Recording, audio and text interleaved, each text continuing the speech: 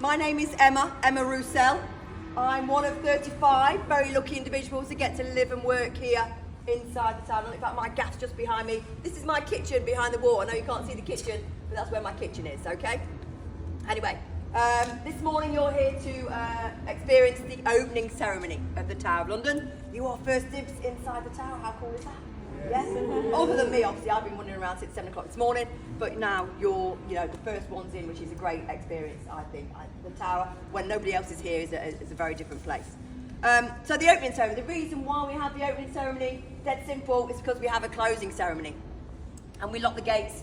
The gates that you can see there in front of you, there is another set on the other side of that gate, and they get locked every night at 10 o'clock, and have done for well over 700 years, in a very formal kind of pumping ceremony, which we do amazingly, yes, as the Brits, okay. That happens every night, and like I said, over 700 years that's been going on.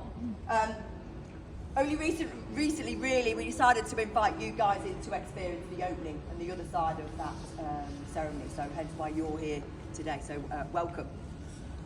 Why do we have a closing ceremony? Why is there a need to lock the gates at the Tower of London? Well, I live here, for one. The other reasons are, obviously, the crown jewels, royal regalia, they've all been stored here and still are today. Biggest question I get asked about the crown jewels is, are they real? Well, we wouldn't lock the gates really if they weren't real, would we? Yes, they are definitely real, okay? And they've been locked here since 1303 in various different areas. I know you're not really listening to me because you're looking at the soldiers that are behind me, so I'm going to be quiet.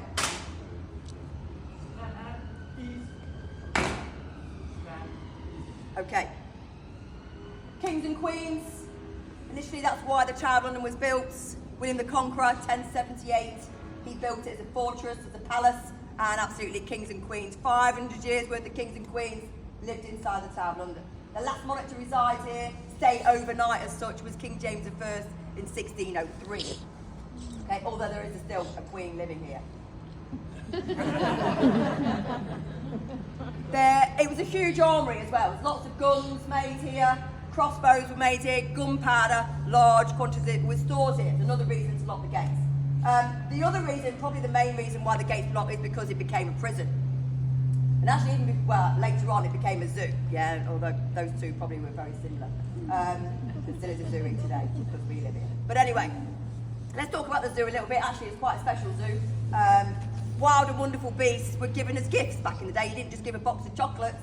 Yes, back in the day, you'd give an elephant, a polar bear. You might have seen the polar bear as we came in. Okay, that was given as a gift because you wanted to give something special. Generally, they were often given to seal relationships, and that's why those gifts were given. The 3 lions you might have seen on your way in, just over here near the first set of gates, okay, they were said to be the first animals given, or presents given. Thought to be leopards, actually, at the beginning, okay. We found out later on they were lions. We didn't really know much about animals, and hence why the place became a zoo, because there were lots of wild and wonderful beasts here, and you could actually experience the wild and wonderful beasts. And there's lots of talks about the monkey area. The monkey area was quite a special area. You could share time with the monkeys. You could meander with the monkeys, pet them, that kind of, like a petting zoo of today. And then they started pulling limbs off children. And that was a problem for some parents. So about 1835, they caged all the animals up. We didn't really know much about them either. We weren't very good at looking after them, so we caged them all up. We moved them over to Regent's Park, where of course today we have London Zoo. We still have actually very close relationship with London Zoo still today. In fact, our ravens, that you may know about, that live and our guardians of the tower here, they are actually vetted by London Zoo even still today, so we still have a good relationship with them. Let's talk about the prison that was here. We weren't built as a prison, as I've already suggested. In fact, we weren't very good as a prison either. Our very first prisoner escaped. Many prisoners did escape. We weren't that good as a prison. In fact, the prisonry was probably slightly different to what some people are imagining. Yes, some horrible things happened here, but many of the prisoners that were held here were here. They were high stake prisoners. Have you ever heard of that term, keep your enemies close? Yes, well, really, that's what the Tower of London was all about. Those people that could vie for the throne, cause you problems outside, gathering, rebels together to go against the monarch, well, they would be imprisoned to stop them from doing that, and that's really what was going on. Many of the prisoners that were held here were held in quite nice surrounds. We had servants and maids with them. So maybe think about that a little bit as you're walking around the tower. Okay? 3 queens of England would have entered the fortress when things weren't going so well for them through that gate behind you, Traitor's Gate. They were taken up onto Tower Green and executed. Only 6 people were officially beheaded inside the Tower of London. Most of the executions were taken up onto Tower Hill. That was the public execution area for this part of town. You might have come into the Tower Hill tube station today, okay? Or just there's a maritime memorial garden, and there's a very quite small, actually very insignificant plaque, which recognises the spot where most of those executions would have taken place up on the town. Okay? So what's going to happen? Obviously the soldiers behind me have appeared. Yes, well they are here really, they're an armed escort, and they are armed escorts to protect the keys. So you'll see in a moment my sergeant, he'll depart the Byward Tower, which is that area there you'll see with the kind of almost kind of Tudor looking building. He'll hang out there and he'll make his way down here. He'll have a set of keys, big set of keys. They're not just for jangling either, they actually do open up the gates and lock the gates. They do work. A lot of people think they're just for show, but actually they do. Yeah, they do work. He'll make his way down here with those keys. Those keys are known as the King's Keys, and we treat those keys as if the King was here himself. Okay, I will salute the keys. The guys behind me with the weapons will bring their weapons down in to present arms.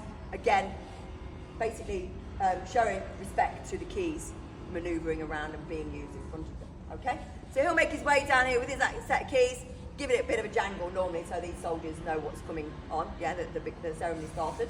And then what you'll notice is these guys behind me will come to the shun, okay, which is smart, but they'll obviously have a weapon.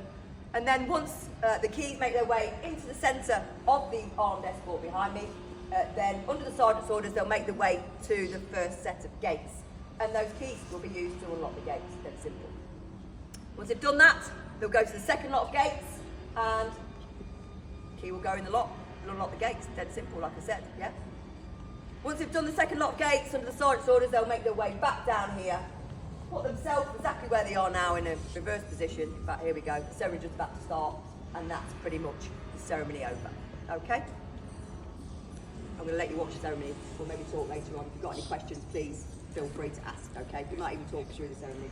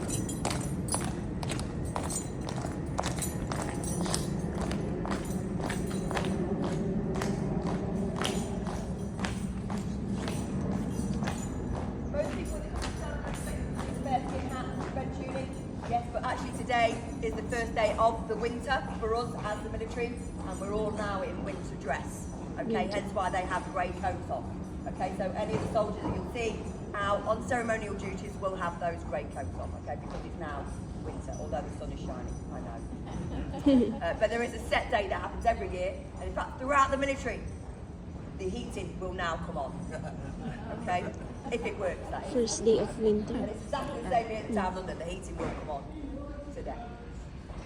So yeah, you'll see. These guys are the Gurkhas, okay? Very rarely they get to do this duty here at Tower of London, so it's a privilege for them and for us. Normally, like I say, the red tunic and the bearskin hats. 5 different regiments wear that uniform, okay? And they will kind of spread around that duty. They are real soldiers, guys, and I do get asked that.